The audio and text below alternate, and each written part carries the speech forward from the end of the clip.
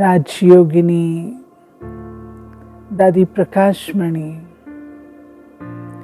जो इस ईश्वरीय विश्वविद्यालय की चीफ रही,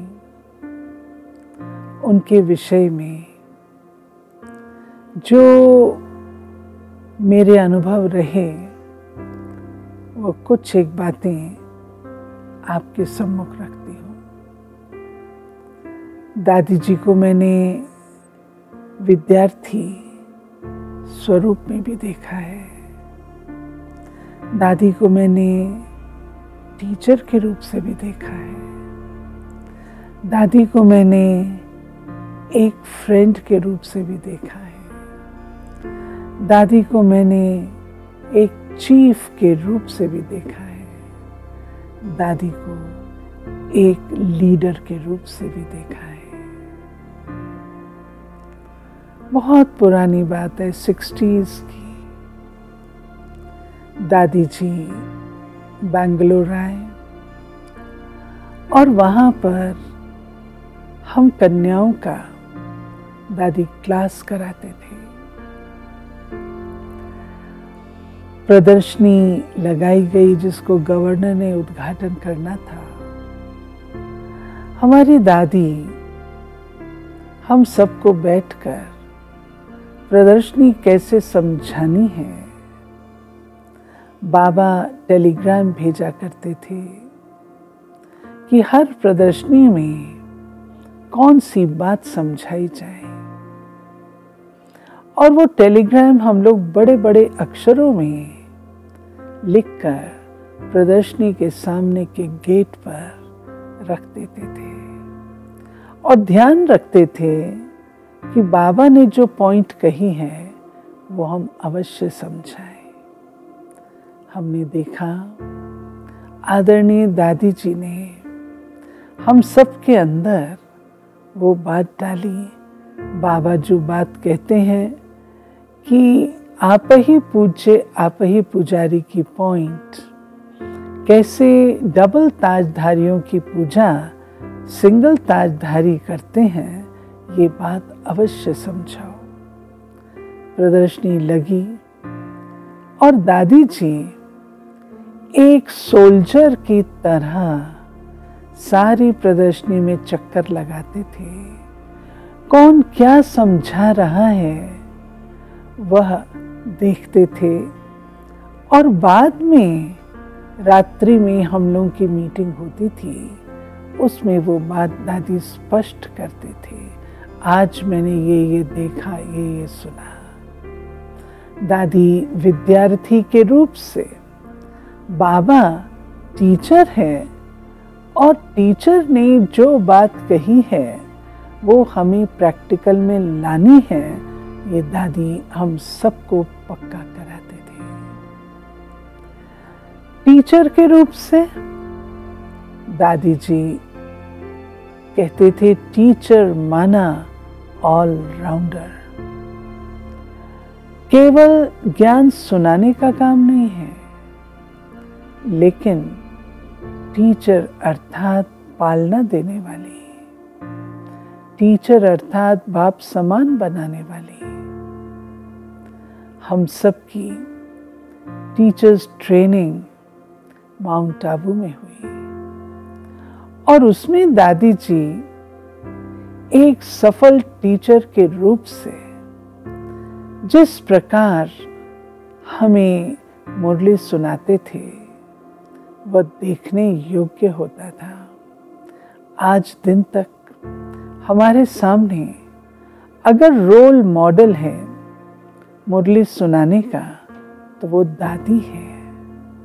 और इस बात का मैं भी ध्यान रखती हूँ कि दादी ने जैसे सुनाई, दादी की 3 बातें बहुत इम्पोर्टेंट थी जो उन्होंने पर्सनली भी मुझे कही और अदरवाइज भी दिखाई देती थी। एक तो दादी कहते थे गद्दी पर जाते हो, और वो आज दिन तक मैं करती हूँ, गद्दी पर जाते हो तो ये याद करो शिव बाबा की गद्दी है जिस पर मैं बैठने जा रही हूँ। और इस गद्दी की गरिमा है।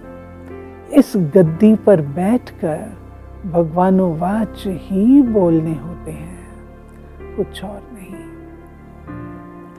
दूसरी बात, दादी जी ने कहा, मुरली सुनाते समय कभी भी उसे शिक्षा का साधन टीचर को नहीं बनाना चाहिए। एक स्थान था, मैं नाम नहीं सुनाऊंगी, वहां पर सारा हंगामा इसीलिए हुआ कि टीचर मुरली के माध्यम से विद्यार्थियों को शिक्षा देती थी और उस कारण उस टीचर को बहुत सहन करना पड़ा।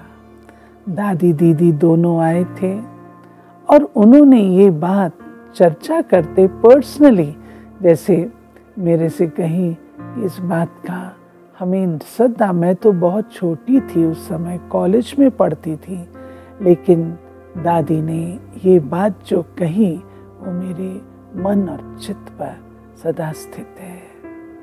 तीसरी बात जो दादी की बहुत विशेष टीचर के रूप से थी, जब दादी मुरली सुनाते थे कभी भी दादी जी के अपने संस्कार उसमें उजागर नहीं होते थे। दादी बाबा के संस्कारों को इमर्ज करते थे और अपने संस्कारों को दबा करके रखते थे। इसलिए दादी के द्वारा सुनी हुई मुरली हम सबको इतनी प्रिय और शक्तिशाली लगती थी जो हम कभी भूलते नहीं थे। दादी हमें मुरली से खेलना सिखाते थे, 2 ग्रुप बना देते थे और जैसे बैडमिंटन होता है इस तरीके से मुरली के पॉइंट्स रिवाइज कराते थे। इस पॉइंट का आरंभ कहाँ से हुआ ये बताओ। तो ये भी एक बहुत आनंददायक हमने अनुभव दादी जी से प्राप्त किया है।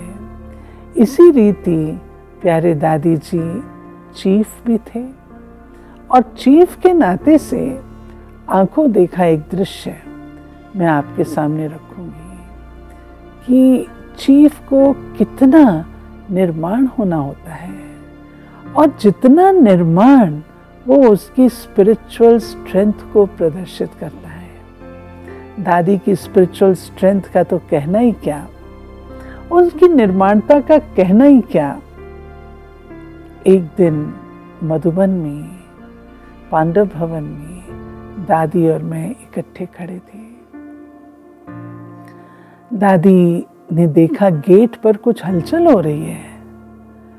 एक गाड़ी आई, जीप आई, उससे एक व्यक्ति उतरा और जो गेट पर गेट कीपर था उसके साथ झड़प हो रही थी। दादी जी ने कहा चलो हम वहां चलते हैं।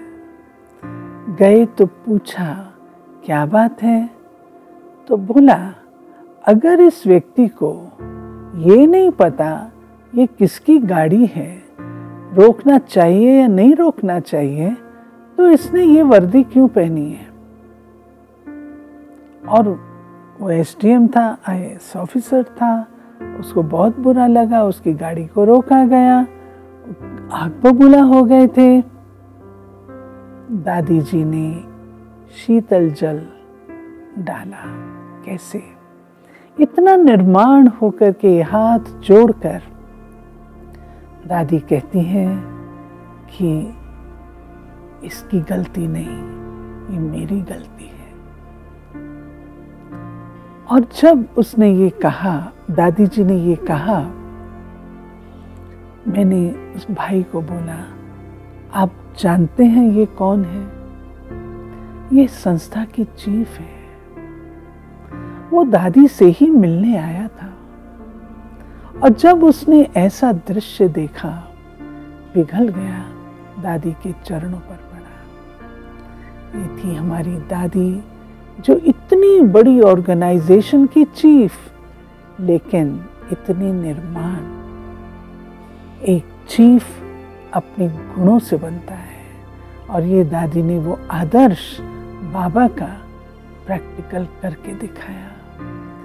इसी रीति दादी के अंदर लीडरशिप क्वालिटी थी। लीडरशिप क्वालिटी अर्थात आप समान बनाना और स्वयं आगे बढ़ जाना। और दादी यही संस्कार दूसरों में भी डालती थी। एक बार कलकत्ता में बहुत बड़ी प्रेस कॉन्फ्रेंस हुई और फर्स्ट टाइम हो रही थी। कलकत्ता की प्रेस इतनी कोऑपरेटिव नहीं थी, परंतु उन्होंने आना स्वीकार किया क्योंकि बहुत बड़ा मेला रखा गया था। मेले में सारे मीडिया पर्सन्स आए। दादी ने मेरे से कहा, आशा इसकी ना प्रेस रिलीज तुम लिख दो। तो उस समय मैं छोटी भी थी, अनुभवी भी नहीं थी, लेकिन दादी ने कहा प्रेस रिलीज लिखो। मैंने कहा दादी मैंने कभी भी लिखी नहीं है। दादी बोले कोई तो दिन होगा जो तुम लिखोगी, समझ लो आज ही वो दिन है और तुम प्रेस रिलीज लिखो। उस समय हमारे बड़े भाई वहाँ नहीं थे। प्रेस रिलीज लिखी और दादी जी को दी। दादी खुश हुए, शाबाश भी दी और मीडिया पर्सन्स ने भी उसको अच्छी रीति से उपयोग में लाया। ये थी दादी की लीडरशिप क्वालिटी का एक अनुभव। इसी रीति से दादी बहुत कंपैशनेट थी। मेरी आंखें भर आती हैं जब मैं इस किस्से को सोचती हूँ। अनेक दादी के सानिध्य में बहुत बहुत मीठे दिल को छूने वाले अनुभव हैं। दादी जी ने मेरे पाँव में तकलीफ थी और काफी तकलीफ थी। दादी ने देखा इसके पाँव में इतनी तकलीफ है। उन्होंने मुझे कुछ नहीं कहा, लेकिन एक बहन को बोला। मैं उस समय कोई बहुत बड़ी टीचर नहीं थी। दादी ने उस बहन को क्या बोला, बहुत महिमा की और कहा क्या तुम उसकी ये सेवा कर सकोगी, उसके पाँव में दवाई लगाना आदि कर सकोगी। उस बहन ने 1 सेकंड में हाँ बोला। दादी ने मुझे नहीं बताया। मैंने समझा वो बहन का प्यार है मेरे से, इसलिए वो करती है। लेकिन दादी बीच बीच में उससे पूछते रहते थे, वो भी उस बहन ने मुझे नहीं बताया। जब दादी अव्यक्त हुई, अव्यक्त होने के बाद उस बहन ने मुझे सारी कहानी सुनाई। ये थी हमारी दादी, करुणा की मूर्ति। प्रशासिका के हिसाब से दादी के जो गुण थे जबरदस्त। लास्ट में जब दादी कर्मातीत स्थिति को थी, दादी क्लास नहीं कराते थे, लेकिन मैं दादी के पास जाके बैठ के दादी से पूछती थी, दादी मैं क्लास कराने जा रही हूँ, मैं आपकी तरफ से क्या सुनाऊं। दादी से मैं प्रश्न पूछती थी, दादी उत्तर देते थे। दादी से मैंने पूछा, दादी प्रशासन में कौन सी बात चाहिए? आप हमेशा कहते हो लव एंड लॉ का बैलेंस हो। दादी बोले नहीं, ओनली लव, ओनली लव। मैंने दादी को लवफुल और लॉफुल दोनों देखा है, भरपूर देखा है, परंतु जब आत्मा अपनी परिपक्व अवस्था में पहुंच जाती है, वो सच्चाई ट्रूथ सबके आगे वर्णन करती है। और दादी ने कहा केवल और केवल लव। ये एक अमिट छाप दादी जी की इस मानस पटल पर है, जो कभी भुलाई नहीं जा सकती। दादी हमारे आंखों के सामने नहीं, परंतु हमारे दिल और दिमाग में हर स्थान पर दादी बसती है। ORC के लिए जब यहाँ केवल और केवल खेत ही खेत होते थे, अभी ORC की शुरुआत ही हुई थी। दादी बहुत बड़ा चैलेंज, इसको मैं कहती हूँ लीडरशिप क्वालिटी, बहुत बड़ा चैलेंज जाते जाते छोड़ गए। मेरे को कहा, आशा, ये स्थान एक दिन भी खाली नहीं रहना चाहिए। दादी सोचते थे, इतना बड़ा स्थान जो बाबा ने बनाया, अगर सेवा में नहीं लगेगा तो किस काम का। एक दिन भी खाली नहीं रहना चाहिए। और सच में दादी की इस बात ने मेरी नींद उड़ा दी। और हर समय यही सोचती थी, कैसे यहाँ पर प्रोग्राम रचे जाए जो आत्माएं आए, लाभ लें।